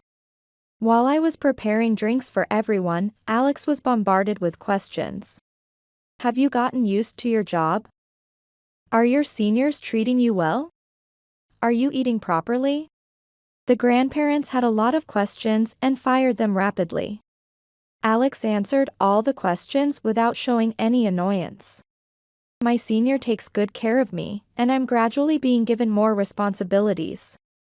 I get along with everyone, and we have proper meals in the dorm, so don't worry. Knowing that Alex was fitting in well at his company seemed to reassure the grandparents. Still, Steve is late. The food will get cold. Speak of the devil, and he shall appear. The doorbell rang again.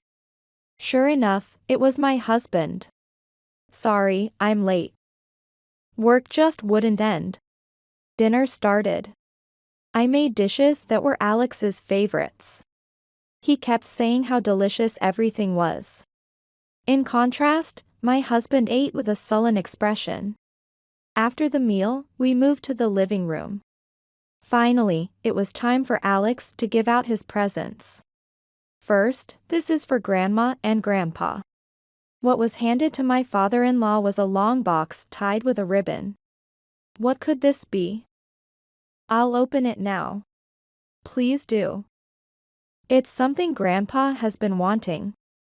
It was a fountain pen from a famous international brand. My father-in-law often had occasions to write, and I had heard him expressing his admiration for this pen. I was impressed that Alex remembered such conversations. For Grandma, it was a sandalwood fan with delicate designs carved into it. It looked very luxurious. It's a must-have for the summer. Please be careful of heat stroke. The grandparents had tears glistening in their eyes. I'll cherish and use it well. I'll treasure it. Just make sure you don't keep it tucked away in a drawer. It's pointless if you don't use it. I understand. I'll make sure to use it. And this is for you, Mom. It was an elegant brooch. Let's go shopping together next time. I'll help you find a dress that matches this brooch. I felt tears welling up again. My husband watched us with a cold gaze. What do you have for me? I'm looking forward to it. Alex's expression suddenly changed. Dad, this is for you. Alex handed over a large envelope. My husband looked puzzled and spread its contents on the table. Several photos emerged. As soon as he saw the photos, the color drained from my husband's face. My husband frantically tried to hide the photos, but it was already too late. What is this? Steve, it's nothing. It's just a prank by Alex, right? My husband glared at Alex. It's not a prank. There's a report inside the envelope.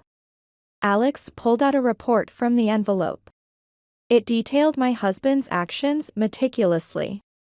The affair partner was Claire Johnson, 24, a woman from the same department as my husband. What are you doing? To have an affair with a woman not much older than your son, are you out of your mind?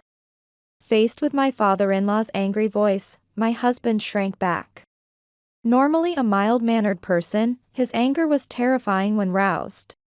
Using your salary for this, you should spend it on something better. My husband couldn't come up with an excuse and started shouting nonsensically. It's Dad's fault for spending money on this. Apologize to Mom. My mother-in-law burst into tears. It's my fault for raising a son like this. Please forgive me, Michelle. My mother-in-law apologized. It's not your fault, Mother. I have my faults too. You haven't done anything wrong, Mother. Steve, explain yourself. Seemingly resigned, my husband began to talk about his affair partner. Claire Johnson had joined the company the year before last. My husband was assigned as her mentor for the new employees. While my husband was gruff at home, he always played the part of a friendly man with a constant smile outside. It was only a matter of time before Claire fell for him. It seemed she found young men unsatisfactory. Claire's attraction to the slightly bad boy older man was influenced by her family background. She was raised in a single mother home. Perhaps she longed for a father figure. Or maybe she was waiting for my husband's invitation. They quickly became involved.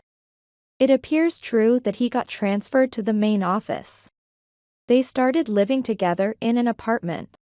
To afford the apartment, my living expenses were cut. Apparently, he worried that I would have an affair since he was having one. This led to those persistent evening calls. Although he was having an affair, he couldn't stand the idea of me doing the same. I find it a completely selfish way of thinking. Not that I had any intention of having an affair. I'm cutting ties with you. I'll get Michelle a good lawyer and make you and your affair partner pay as much compensation as possible. Get out of this house right now. Driven by my father-in-law's anger, my husband fled. My in-laws kept apologizing profusely. Michelle, you don't need to worry about anything. We'll take care of everything, including financial support. You don't have to do that. Alex is here, too. Right, Grandpa doesn't need to do anything. No, let me handle this. I won't be satisfied otherwise. Michelle, let us take care of it. In reality, I couldn't even afford a lawyer, so I had to rely on their offer. Things went smoothly thereafter.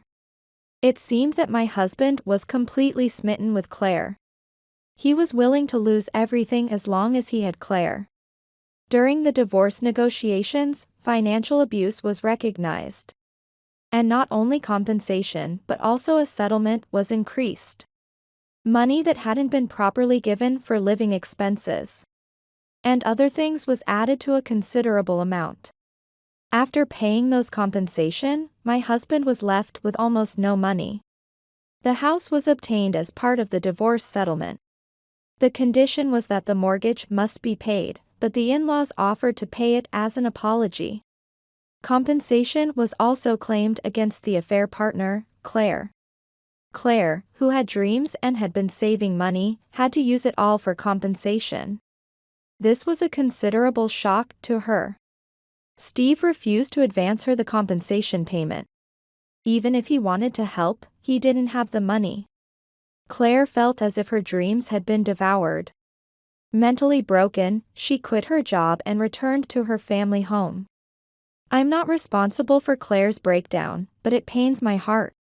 I regret having demanded compensation from Claire in anger. Mom, you shouldn't worry about this. There's nothing you can do anyway. You just have to forget about it. Alex is right. But my heart is still in pain. Our family home is on a remote island, and it's not easy for Steve to visit. Also, in such a small village, I don't know what kind of rumors would start if Steve came. It seems I was emphatically told not to come.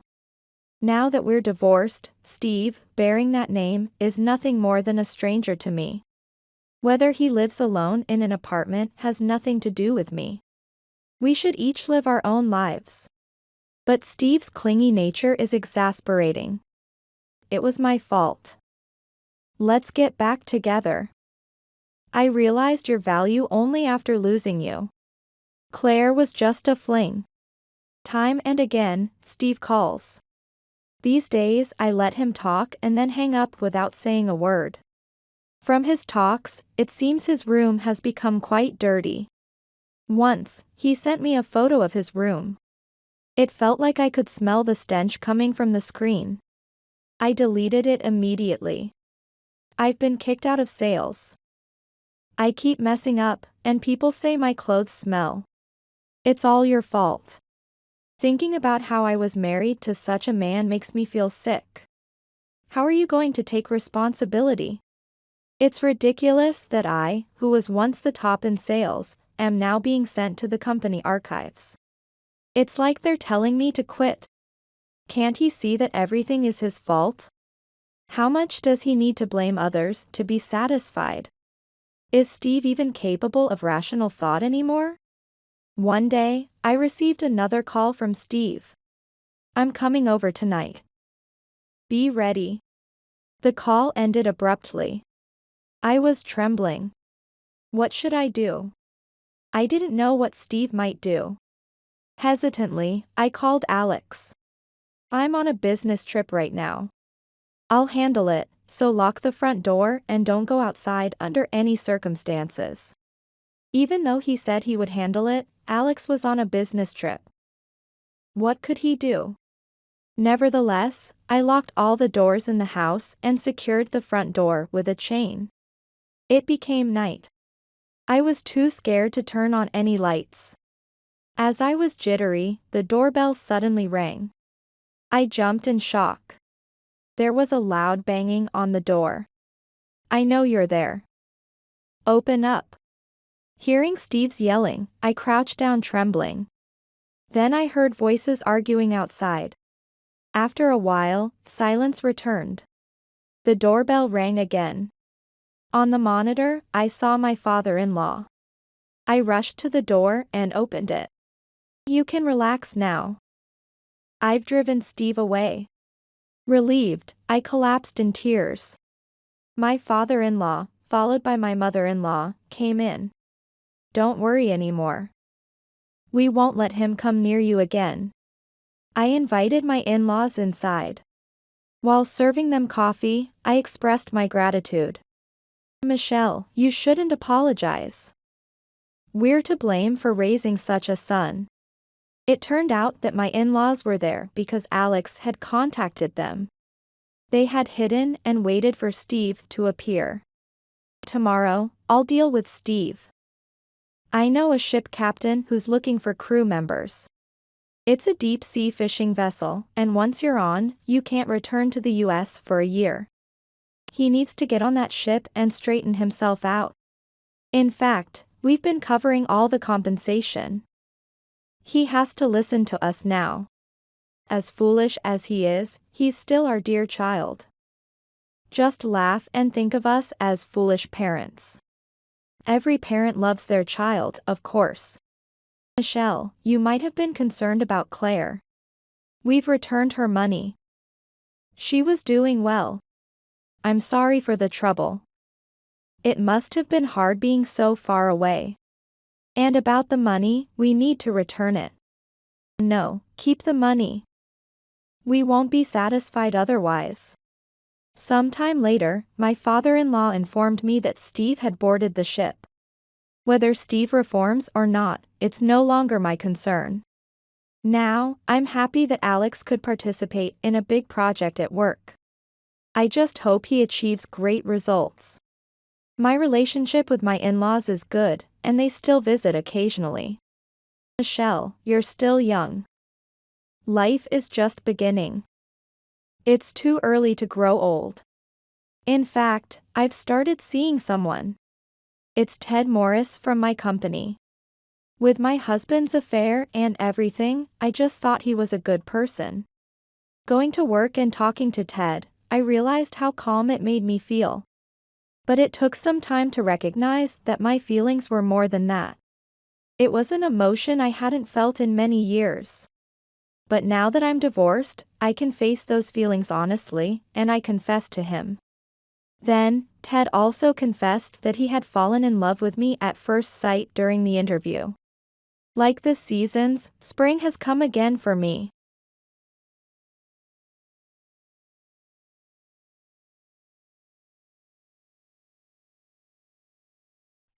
Wendy, you really are a shameless bad daughter-in-law. I was looking forward to this trip with Tyler, just the two of us. Please, don't rain on my parade. It's cheeky to go on an overseas trip without paying a penny. You should just go home. Although the overseas trip was planned at the request of my husband Tyler, the mother-in-law starts to nag me as soon as Tyler is away. Having been told so much, there's nothing else to do. I'll go home. What happens to them next is none of my business. My name is Wendy. I work for a foreign travel company specializing in overseas travel. Planning overseas weddings and honeymoons is my main job, and I can work remotely, so I have been working from home mostly after getting married. I married Tyler 4 years ago, but honestly, it hasn't been going well. Tyler is a person who always tries to look better than he is. Or rather, he overestimates himself to the extent that he doesn't even realize where he starts exaggerating. He loves to show off, is extravagant with money, and spends all his salary on himself. He has never contributed a single penny to our household finances. Before we married, he was generous with me, and I never thought he was stingy, but he turned out to be the type who doesn't feed the fish once caught. I've always wanted to keep separate finances even after getting married, so I cover my expenses with my salary. It feels unfair to pay for Tyler's share of the rent and utilities, but he hardly comes home, so I've managed to cope. However, there's one thing about money that infuriates me. Tyler seems to go out of his way for his mother who lives far away. I only go with him to visit during the Christmas holidays, but Tyler often returns to his mother's home, sweetens his mother up with cheap gifts, and conveniently receives a lot more allowance. I have a younger brother, but my relationship with my mother is quite clear-cut, so Tyler's close relationship with his mother seemed bizarre to me. My mother-in-law dislikes me. At the beginning of our marriage, I complained several times about Tyler not contributing to our living expenses, but she wouldn't believe it because she's convinced he's the best son. I'm not contributing to the household finances? That can't be true. Believing her son's words, she scolded me as a wasteful wife who couldn't manage the money she received.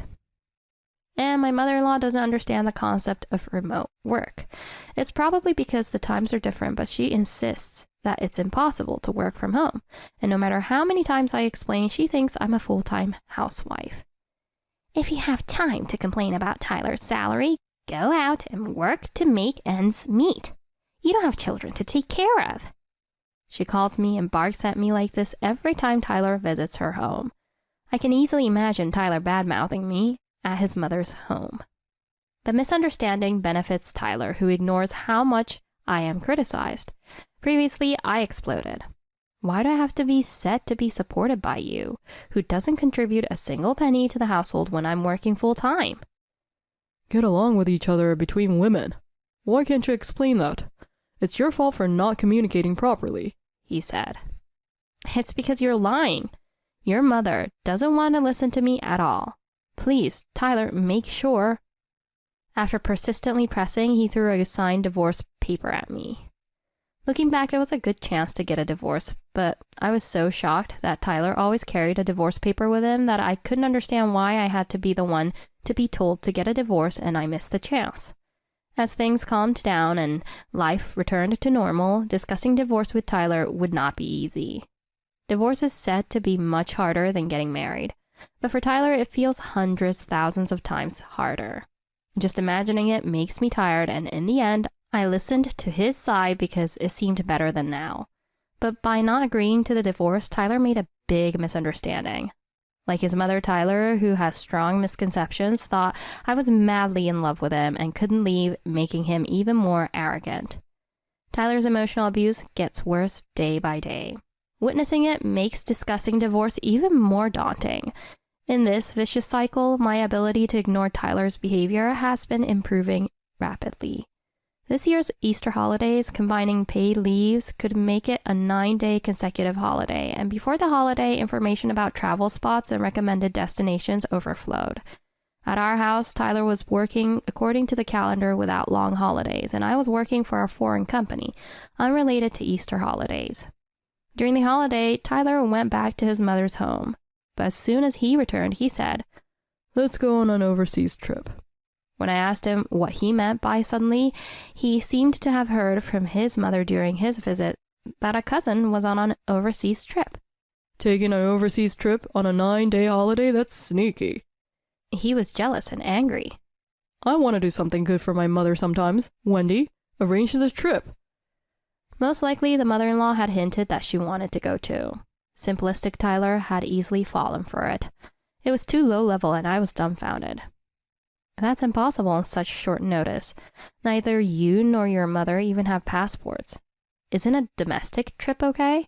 I suggested, but he was adamant. No, it has to be an overseas trip. Get the passports arranged too. He must want to boast to his colleagues. When Tyler's pride shows, he won't back down easily. What about the language? Neither you nor your mother can speak anything but English. Huh? You'll be there, won't you? What? Am I going to? Indeed, I can manage conversations in Spanish, French, German, and Korean to not struggle on trips. But the thought of accompanying Tyler and his mother on a trip seemed troublesome. From his current tone, it was clear that I would be forced to act as a guide and interpreter. I have work, so it's impossible. Why not go on a tour? I gently refused, but he insisted. Why should I have to go with strangers? You can work from the travel destination since you're remote. I'm taking you with me, so stop complaining. Just hurry up and book a trip that satisfies me and my mother. It's your job, so you can do it quickly. Show some respect for once. He forcibly pushed through. I'm tired of Tyler's selfishness. I was completely disheartened while planning this unenthusiastic trip, but as I worked on it, a brilliant idea struck me. It was something only I, with my experience in travel planning, could pull off. Imagining what would happen next, I couldn't help but feel excited, and I devised a perfect plan for Tyler and his mother, leaving no room for error. On the day of the overseas trip, unaware of my efforts, the mother-in-law was childishly excited. It's like a dream to go on an overseas trip in business class. That's my boy. Tyler, shamelessly taking credit for my work, said, I want to do something good for you now and then. It was quite tough planning this amidst work. But you didn't move a muscle, did you? I thought to myself. Thank you, Tyler. I'm happy you're my son. After completing the departure procedures, the two of them, overly excited, started moving around energetically at the gate. I tried to keep up but lost sight of them along the way. I figured they would show up at boarding time, so I decided to go ahead to the boarding lobby. However, being their first time traveling internationally, they probably didn't know the ropes. They failed to show up at the lobby even at the boarding time and ended up being paged by airport staff. It's Wendy's fault for not showing us the gate. You have embarrassed us by leaving us behind, they said, shifting the blame onto me without a hint of remorse. In the plane, they were relatively calm, but still summoned flight attendants frequently and snored loudly, which was both annoying and embarrassing. Several hours later, we finally arrived at our destination. Next, a shuttle bus from the hotel will come, so please don't wander around like you did when we left, I preemptively told them. Yeah. They replied nonchalantly, but once the immigration procedures were completed, Tyler suddenly turned pale, handed his luggage to me, and rushed to the bathroom saying, My stomach hurts. Here we go again. I sighed and sat down on a nearby bench, only for the mother-in-law to start berating me. Wendy, you really are a shameless, bad daughter-in-law. I was looking forward to this trip with Tyler, just the two of us. Please, don't rain on our parade. It's cheeky to go on an overseas trip without paying a penny. You should just go home. She probably thought she could nag me while Tyler was away. She wouldn't stop nagging. Having been told so much, there was nothing else to do. I'll go home. What happens to them next is none of my business. I was pleased that the opportunity to leave came much sooner than expected. Is that okay? Good or bad, I can't enjoy myself with you here. I see. That's unfortunate. Understood. Then enjoy your time without me. I'll be heading back. With that, I stood up, took only my carry-on, and started walking away. The mother-in-law, thinking she was merely being spiteful, probably didn't expect me to actually leave. She looked utterly dumbfounded. I had to suppress my laughter as I walked away. Fortunately, I was able to change my return flight ticket on the spot, and I truly headed back to the US. The long flight back was physically demanding, but considering being manipulated by that pair further, this was an endurable hardship. Originally, I had planned to leave them behind during the trip and return home alone. Despite always being domineering and utterly ungrateful, they relied on me as if I were a crutch. I hadn't expected the opportunity to come right upon arrival, but wanting to get away from them every second, I took immediate action. I wonder what they will do now in this foreign country where they are not accustomed and don't speak the language. Just imagining Tyler, who loves to show off, panicking in front of his mother made me grin uncontrollably. When I safely returned to the US, my phone was flooded with missed calls and unread messages from Tyler. Seeing him in trouble was amusing, but I ignored it all and turned off my phone. Exhausted, I managed one more task on my way home. I stopped by the courthouse office to submit the divorce papers. Goodbye, you two. My plan was perfect. When I got home, I collapsed into bed and slept like a log. I'm not sure how long I slept, but the persistent ringing of the landline woke me up. Thinking it was Tyler, I picked up the phone. It was from the embassy. The two of them were apparently having quite a tough time locally. According to the embassy, Tyler, after returning from the bathroom, was shocked and furious to find his mother left alone. Unable to reach me, he decided to head to the hotel on his own. I had given Tyler the itinerary, but he couldn't even make it to the shuttle stop and was panicking. When a local approached him with broken English saying, "I know the place, I'll take you there," they followed and ended up being robbed of all valuables, including cash and passports. Shivering with fear, they stood by the roadside and were eventually taken in by the police. From there, they were referred to the embassy. The embassy staff was astounded by their carelessness overseas. Asked if I could pick them up, I informed them that we were divorced and I had no obligation to retrieve them. The embassy staff, unable to say anything further, acknowledged and hung up. I had kept the divorce papers Tyler had thrown at me before. I never thought I would use them this way, but lacking the energy to drag out a mediation, I opted for this decisive short-term battle. Although I could have claimed compensation if I had fought, considering Tyler's spendthrift nature, I doubted he would pay me regularly, and frankly, I wanted to get rid of him as quickly as possible. When I submitted the divorce papers at the courthouse office, Tyler's years-old signature made me nervous, but they were accepted without issue, which was anticlimactic. Thus, with minimal effort, I successfully divorced. The travel expenses were substantial, but considering it as severance pay, it wasn't too painful. The next day, I moved into a new apartment alone. Planning the trip and the divorce simultaneously was challenging, but I had arranged to move into the new place from the first of the month. I bought new furniture and household items, and the things I took with me fit into just a few boxes. I left the wedding ring on the dining table and walked out of the house feeling refreshed. Apparently, Tyler and his mother managed to return home with the help of his father. After they returned, Tyler, furious, contacted me. "Oh, you made it back safely. Well done." You left me behind and divorced me without my knowledge? Left behind? Don't say such misleading things. I didn't leave you two behind. Your mother told me to go away. You were the one who threw the divorce papers at me. I can't oppose you or your mother. I was just following your lead. You think such an excuse will hold? How much more do you want to embarrass me? Tyler's anger was audible even over the phone as he kicked furniture around. Embarrassed? Why? I gave you the itinerary, didn't I? If you had followed it, you could have had a wonderful trip, just the two of you. It's not my fault you ended up needing the police and the embassy. It's because you both took the overseas trip too lightly. That's why I suggested a domestic trip. Stop blaming everything on me. Silenced by my rebuttal, Tyler couldn't respond. Consider the trip cost as severance pay. I don't need compensation. In exchange, never contact me again. It would only bring you further embarrassment. What do you mean? I heard you're a regular at a certain type of bar. You don't contribute a penny to the household, and I always wondered where your salary was going. Apparently, there's a girl you're quite fond of. That girl, she actually despises you. She says it's creepy how you throw money around making bizarre requests. If you keep bothering me, I'll take this story to your company. The report from the private investigator I hired was more interesting than I expected.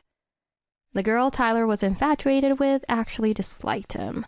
Considering Tyler's personality, this would be a severe humiliation, and if his company found out, it would be a major disgrace. Tyler toned down immediately and just said, I understand, before hanging up.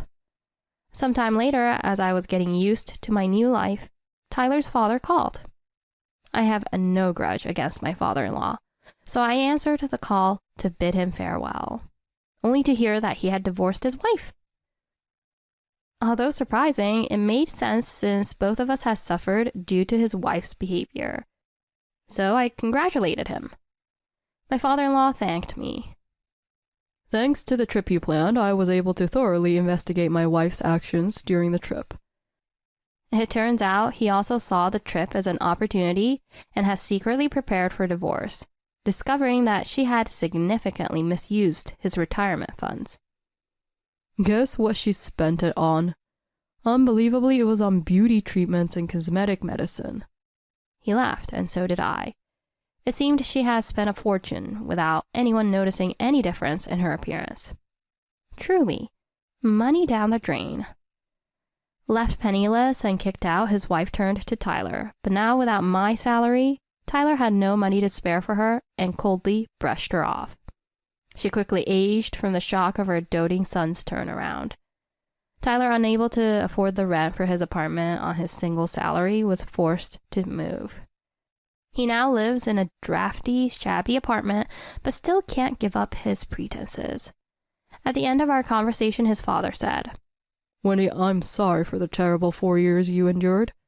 Please, be happy. And then he hung up. As the French actress Brigitte Bardot once said, I leave before being left. I decide. Now I live a leisurely single life, free from anyone's dictates. My work is going well, and I relish my stress-free life. The only regret I have is that I should have divorced sooner.